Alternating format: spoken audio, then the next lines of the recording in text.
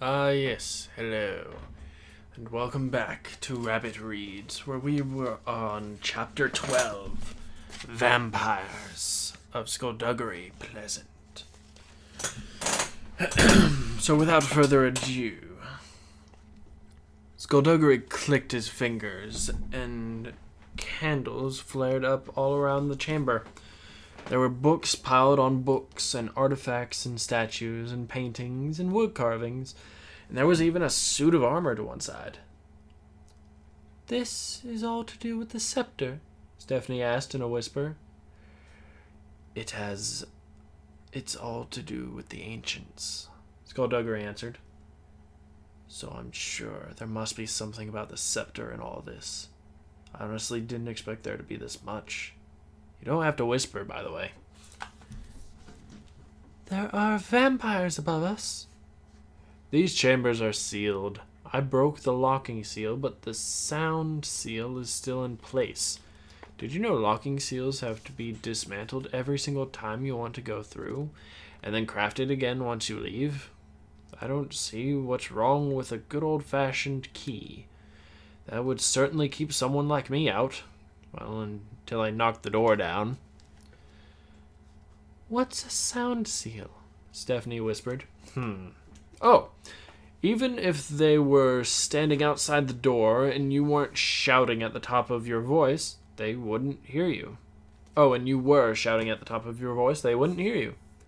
"Ah," she said. "Okay, then."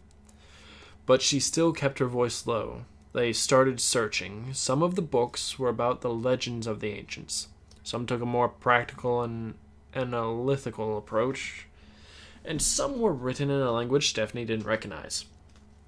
A few of the books held nothing but blank pages, yet Skulduggery seemed able to read them. Although he said they contained nothing of immediate interest, she started rooting through a collection of paintings stacked in frames against the wall. A lot of them showed people holding the scepter aloft and looking heroic. The paintings toppled over and she stooped to push them back up. She looked at the painting in front of her, recognizing it from the book she had seen in Skulduggery's car. A man shielding his eyes from a glowing scepter as he reached for it. This was the full painting, not the truncated little rectangle on a page. Skulduggery glanced over as Stephanie put the picture back as she had found them. She approached the suit of armor, noting the shield and bear etched into the breastplate. "Family crest." "Sorry." Skulduggery looked up. Oh, yes. We don't have family names that we can keep, so crests serve as our only link to our ancestors." "Do you have a crest?" He hesitated. "I used to. I don't anymore." She turned. "Why not?" "I abandoned it, actually." "Why?" "You ask an awful lot of questions." "When I grow up, I want to be a detective, just like you." He looked over and saw her grinning. He laughed. "I suppose you do share my penchant for raising Cain." "Raising what?" "It's an old expression. It means to make trouble." "Well, why can't you say make trouble? Why do you always have to use these words that I don't know?" "You should read more." "I read enough. I should get out more." Skulduggery held a small box up to the light, turning it over in his hands and examining it from every angle. "What's that?" "It's a puzzle box." "Can't you play with it some other time?" "The purpose of a puzzle box its whole raison d'etre is to be solved." "What kind of raison?" "Raison d'etre. It's French for reason to be." "There you go again. Why didn't you just say reason to be? Why do you have to complicate things?" "My point is, leaving a puzzle box unsolved is like leaving a song unsung. It may as well cease to exist." "There's a crossword in the paper my dad gets every single day. He starts it, ends up making up nonsensical words to fill in the blanks, and abandons it. I'll give you every paper we have lying around the house if you put that down and get back to searching. I've given up searching. She stared at him. And they say my generation has a short attention span. That painting you were looking at, notice anything strange about it? There were a lot of paintings. The man reaching for the scepter. What about it? Did you notice anything unusual about it? Stephanie went over to the wall again, moved the frames one by one till she came to the painting he was talking about. Okay, unusual like how? Describe it to me. She moved the others out of the way so she could take a better look.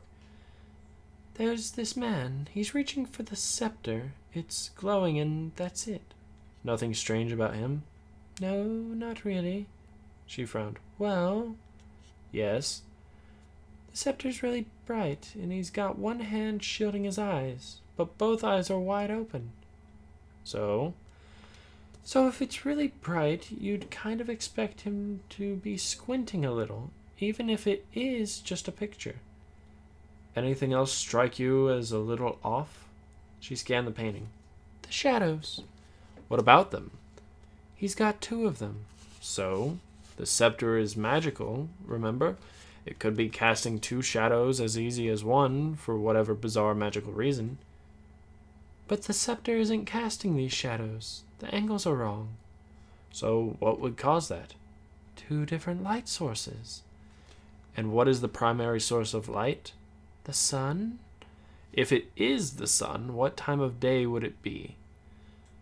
Well, the shadow at his feet would make it noon when the sun is directly overhead, but the shadow behind him would make it either morning or evening. Which one? How should I know? It's behind him, so it might be morning. So what you're looking at is a picture of a man reaching for the scepter, seeing everything at a time when it is both the past and the present. I suppose so. What does this have to do with the puzzle box? Who painted it? Stephanie peered at the bottom corner. There's no name. Only a crest. A leopard and crossed swords. Skulduggery raised the puzzle box for her to see what was carved into the base. A leopard and crossed swords. Right, she said, standing. Guessing games are over. That painting tells us that the painter, or the painter's family, can offer us a glimpse into the past, and that is what we in the profession call a clue. A clue is part of a mystery. A mystery is a puzzle. I hold in my hands a puzzle box. Skulduggery's fingers played over the surface of the box, and Stephanie saw his head tilt. He pressed his hands against the opposite sides, making subtle rotations until something clicked. There was a noise, like the whirring of motorized parts, and the top of the box opened to reveal a blue gemstone. Ah, Skulduggery said. Stephanie peered closer. The gem was a little bigger than a golf ball. What? What is it? It's an echo stone, he said. Very rare.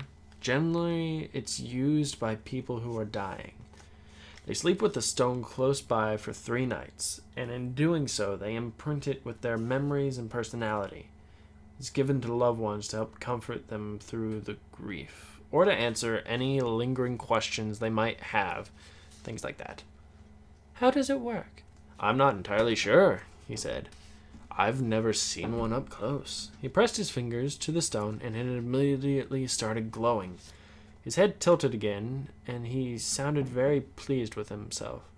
Would you look at that? I'm such a genius. You just touched it. Still a genius, Stephanie. She sighed. A moment slipped by, and then an old man faded up from nothing before them. Stephanie stepped back. Don't be alarmed, the old man said, smiling. He was wearing a robe, and he had kind eyes. I'm not going to hurt you, young lady. I'm here to answer questions and provide whatever information I can to assist you in your... His voice trailed off. He was looking at Skulduggery. My, oh my, you're a skeleton. I am. As I live and breathe, figuratively speaking, of course, as I neither live nor breathe, but a skeleton, and a talking skeleton at that. I am very impressive, Skulduggery said. Who are you? My name is Ocean, and I am here to answer whatever question you may have. Well, that's good news, because we're looking for a few answers. How did you manage that, then? Ocean asked. I'm sorry? Becoming a skeleton. That's a new one on me. Well, it's a long story. Ocean waved his hand. Better not tell me. This stone will only work for a short while before it needs to be charged. I don't have a lot of time to give you the answers you seek. Then we'd better start. Yes, we had better. Was it painful, though, losing your flesh? I don't mean to be rude, Oisin, but aren't you the one supposed to be answering questions, not asking them? Oisin laughed. I admit I'm a little too curious for my own good. On the other hand, I do have an in-depth knowledge of the stories of the ancients, so in many ways I'm the ideal candidate. Better suited to this than my colleagues, believe me. Before we get started, could I ask what century this is? The 21st century, Stephanie said. 21st? He repeated, laughing with delight. Oh my! So this is what the future looks like, eh? Kind of gloomy and cluttered. I always thought it would be brighter, you know? So, what's been happening in the world? You want us to tell you everything you've missed. Well, not everything, just the high points. What language am I speaking, by the way? Stephanie frowned. English? English, eh? Marvelous. I've never spoken English before. How does it sound? Fine, I suppose. Does the stone translate what you're saying? Yes, it does. I could have used something like this on my travels. I'll tell you that much. It would have really impressed the ladies. He started to chuckle, then stopped. Not that I traveled far, or at all. I don't trust boats, you see. If nature had intended us to travel across water, we would have been provided with fins. Can we ask you a question? Skulduggery asked. Again, I don't want to be rude, but if the stone runs out of power before we learn what we need... The old man clapped his hands and rubbed them together. Of course, my boy. Say no more. Ask me your first question. You're an expert on the ancients. Yes, I am. The one charged with the task of documenting their existence. It's a great honor, even if it does leave me with precise little time to travel. Not that I would, even if I could. But it'd be nice to have options, you know. Yes. Anyway, we need to know about the scepter. We need to know its power. Oisin nodded. The scepter of the ancients was created to destroy, and destroy it does. There is nothing that will not crumble to dust under its glare. Is there any kind of defense against it? Oisin shook his head. No shield, no spell, no barrier. It can't be stopped and it can't be destroyed.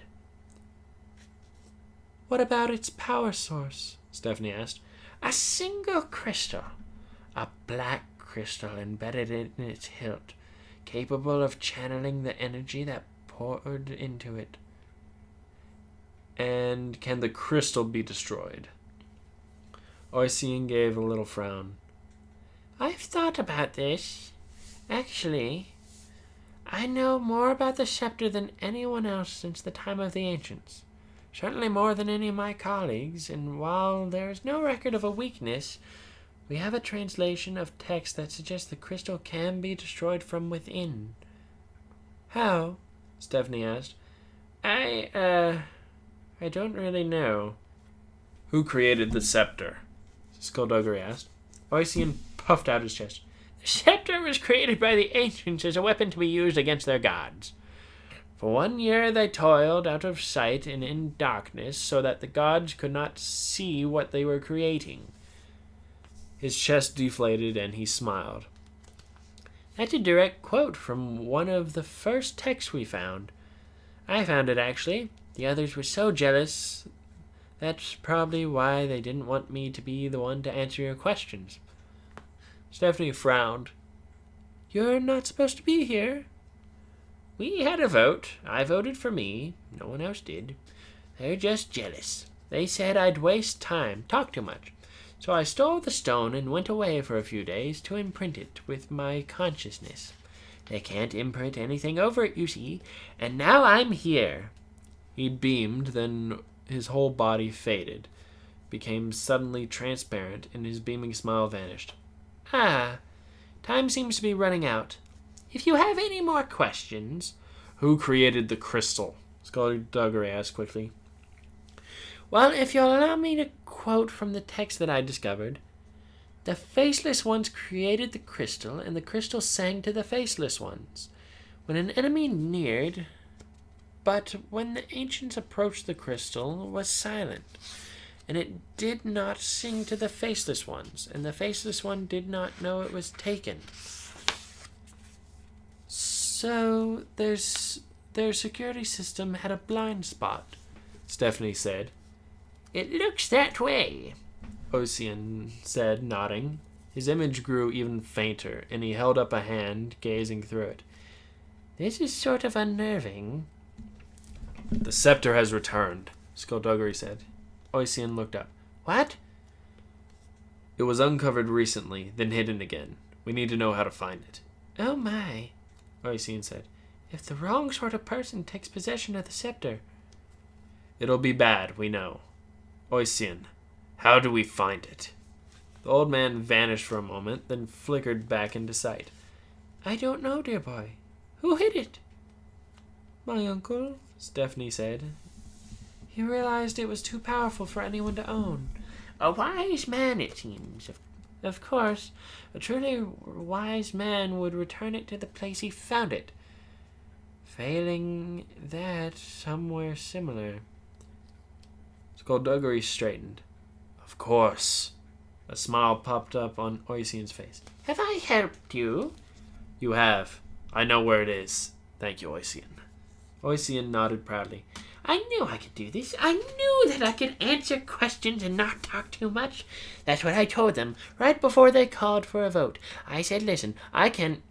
And he vanished, and the Echo Stone stopped glowing. Stephanie looked at Skulduggery. Well... Gordon followed the example of the last of the ancients, and buried the scepter deep within the earth. It is in the caves. What caves? Beneath Gordon's land, and a network of caves and tunnels stretching for miles in each direction. It's a death trap, even for the most powerful sorcerer. Why? There are creatures in those caves who fed off magic. It would be the safest place to hide the scepter. I should have thought of it sooner. Beneath Gordon's house, a world of magic and wonder Stephanie never knew was there. Bit by bit, she was seeing how close magic had been to her when she was growing up. If only she had known where to look. It was such a strange sensation, but what had Skulduggery told her when they were about to enter the sanctuary? Better get used to that. Skulduggery closed his hands over the puzzle box, and the top slid over, hiding the Echo Stone once again. Maybe Oisin has more information, Stephanie said. How long does it take to recharge the stone? About a year. She blinked. Ah, well, okay then. That's probably a little too long. Still, who knows what else he could help people with. I'm sure it'll be invaluable to folks who are interested in history. Historians, like. Actually, we can't tell anyone we were here. You could tell Ghastly. I'm sure he'd forgive the little trespass if you told him what we'd found. Not really. See, this is his family's chamber. It's a sacred thing. Us being here is inexcusable. What? You said this was just a little, like a storage shed. You didn't say anything about it being sacred. Now you know why I have difficulty keeping friends. Skulduggery put the box back where he had found it. Stephanie was still staring at him. Is this disrespectful? she asked. "Is this like dancing on someone's grave?" A little worse than that," he admitted.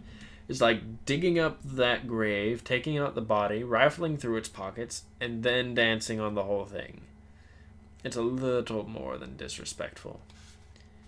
"Then yes," she said as he walked over. "I can see why you have difficulty keeping friends." Skulduggery waved his hands, and every candle in the chamber flickered out. They were plunged into darkness. Stephanie opened the door and peeked out. The corridor was long and silent and empty. Stephanie stepped out, and Skulduggery followed, closing the door behind them. They crept along the corridor, up the stone steps, and out the wood and iron door. They moved quickly through the gallery. The corners were the worst, as they were always expecting a vampire to round them just as they approached. They were nearing the main hall when Skulduggery held up his hand. Ahead of them, crouched in the middle of the corridor, was a vampire. Stephanie stopped breathing. His back was to them, so they moved backwards, careful not to make a sound. They were just turning when Stephanie saw something out of the corner of her eye. She clutched Skulduggery's arm. The other vampire was approaching from the opposite direction. They sank behind a marble pillar, trapped. Across from them was an archway leading into another section of the gallery. But Stephanie was pretty sure that even if they had made it through without being seen, they'd be cut off. Their only way out was back in the main hall with the harness, but their chances of making it without being torn to pieces were getting slimmer with every moment. Skulduggery had his powers, and he had his gun, but she knew he didn't hold out much hope that he'd be able to fend off one of those creatures, let alone two. He turned to her, hand raised. One finger pointed at her, then pointed at the ground. "Stay."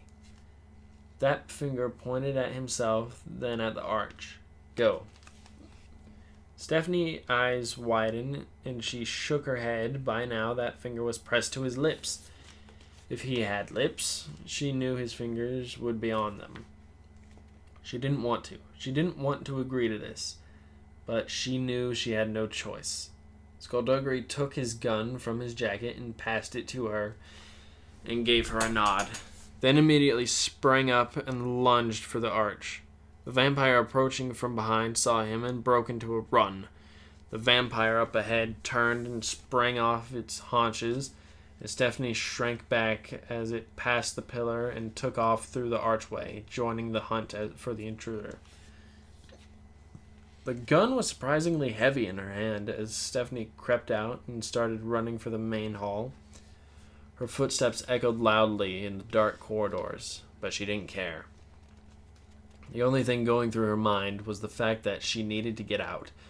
She took each corridor quickly, knowing that the threat was behind her, and every time she took a corner, she let herself glance back. Empty corridor. Nothing coming for her. Not yet. She was approaching the main hall.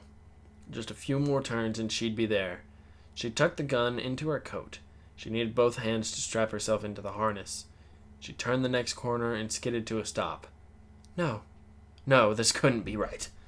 She looked up at the blank wall, her eyes wide. This couldn't be right. This wall should not have been here. She'd taken a wrong turn. She'd taken a wrong turn in this stupid gallery, and now she didn't know where she was. She was lost. She turned away from the dead end, wanting to scream at herself in frustration. She hurried back the way she had come, glancing through every arch and doorway, looking for something she recognized. Everything looked the same in the gloom. Why weren't there any signs? Where were the signs? There was an intersecting corridor up ahead. Could that be it? Stephanie tried remembering their trail from the hall to the iron door and mentally reversing it. Had they turned at an intersecting corridor? She cursed herself for not paying attention, cursed herself for relying on Skulduggery to lead the way. They must have come from there.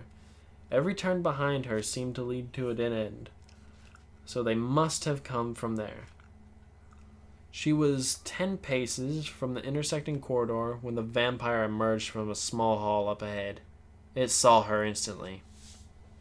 She didn't even have time to duck down. The corridor was 10 paces away. The vampire was about 30 paces beyond that. She couldn't go back. If she went back, she'd be cut off. She had to go forward. She didn't have a choice. Stephanie bolted. The vampire kicked off and bounded toward her. It was going to cover the 30 paces faster than she would cover the 10. They ran straight at each other, and the vampire leaped. Stephanie dropped and slid beneath it, and she felt the rushing air as it passed overhead. She came out of the slide on her feet and twisted her body, then sprinted down the intersecting corridor. This was it. She recognized the statue. Only a few more turns. She heard the vampire behind her. Every corner she turned cost her precious moments, but the vampire just leaped to the outer wall and sprang diagonally to the wall beyond the corner. It was closing the distance between them. Stephanie burst through the doors to the main hall, and Skulduggery was there, launching himself at the vampire as it reached for her. They crashed backwards and tumbled. "Get out of here!" Skulduggery shouted, kicking the vampire away and scrambling to his feet. Stephanie grabbed the harness and hit the button. Her arms were almost jerked out of their sockets as the harness withdrew. She rose to the skylight too fast, and when the harness hit the top, she lost her grip. She managed to get one hand around the edge of the skylight as her body swung wildly. Her other hand clawed on, and she gritted her teeth and pulled herself up. Her head and shoulders emerged into the night air, and she hauled herself up the rest of the way to tumble out onto the roof. Fighting to catch her breath, she immediately went back to the skylight and looked down, just in time to see the vampire leap. She cried out and fell backwards as the vampire burst through the closed section of the skylight, showering her with glass. It hit the roof in a crouch. Stephanie didn't even have time to get to her feet before it dived at her. She turned away, and its claws raked across her coat, but didn't penetrate the material, although the impact slammed her to the roof again. The vampire overshot, but spun as soon as it landed, snarling, its fangs dripping with saliva and its eyes locked onto hers. For a moment, neither of them made a move. As Stephanie slowly got to her hands and knees, the vampire hissed, but she didn't break eye contact. She tucked her feet beneath her and squatted. The vampire was waiting for her to make a sudden move. The gun was in her pocket, but she didn't go for it. Stephanie moved slowly. She kept her eyes open, didn't blink, didn't do anything that might give it an excuse to resume its attack. Her knees straightened, though she stayed bent over. She took her first step to her left. The vampire moved with her. Its eyes blazed with sheer animal ferocity. All it wanted to do was rip her apart. All it wanted was her complete and utter annihilation. She forced herself to keep calm. "Easy, boy," she said softly as the vampire snapped at the air, its claws clinging against themselves. Even though they hadn't pierced her coat, her back was throbbing in pain. She knew that if it hadn't been for whatever material this coat was made from, that single swipe would have killed her. The vampire began moving toward her. Stephanie started to back away, but the moment she tried moving her foot behind her, the vampire's hackles rose. She froze. If it leaped from that distance, it would be on her before she knew what was happening. It kept moving slowly, stalking its prey. The second skylight exploded, and then everything was happening too fast. The vampire broke its eye lock and lunged, but Stephanie was already moving, twisting to the side as the claws lacerated the space where she had just been. The other vampire was on the roof and closing in. And Stephanie sprinted for the edge of the building, and she jumped. Her legs hit branches, and she flipped over and was crashing headlong into the tree and falling. She smacked from one branch to the next, each impact spinning her and making her cry out. She hit a branch with her ribs, and the breath rushed out of her. and still she fell. Then there were no branches, and for a moment it was just her and the sound of rushing air, and then the ground slamming into her from behind. Stephanie lay on the grass, trying to breathe. She could see the tree. She could see the gallery. She could see the sky. Something was falling towards her. Two things. Two figures. Dropping from the edge of the building. The vampires hit the ground and came at her. The window to her left shattered, and the security alarm pierced the night. Skulduggery had landed in front of her. He thrust his hand out, and the air shimmered, and he caught one of the vampires, sending it hurtling back. The second one kept coming, and Skulduggery threw fire at it, but it leapt, clearing the flame, and landed with both feet on Skulduggery's chest. They went down, and Stephanie's body started obeying her again. She got up still, struggling to breathe. The vampire swiped, and Skulduggery's shirt parted, and he cried out in pain. Stephanie wrapped both arms around the vampire's neck and pulled back. It hissed and flailed, and Stephanie stumbled back to avoid its claws. Skulduggery sat up, and he pressed his hand against the vampire. The vampire shot backwards like it had been fired from a cannon. It hit the wall of the building with a sickening thwack, and fell to the ground, and didn't get up. Stephanie grabbed Skulduggery's arm and dragged him to his feet, and they ran for the car. And that is the end of Chapter 12. And that is where I will be leaving this episode of Rabbit Reads. So thank all of you for listening in this time. If you liked it, you know what to do. Keep things crazy, and I'll see you guys in the next one.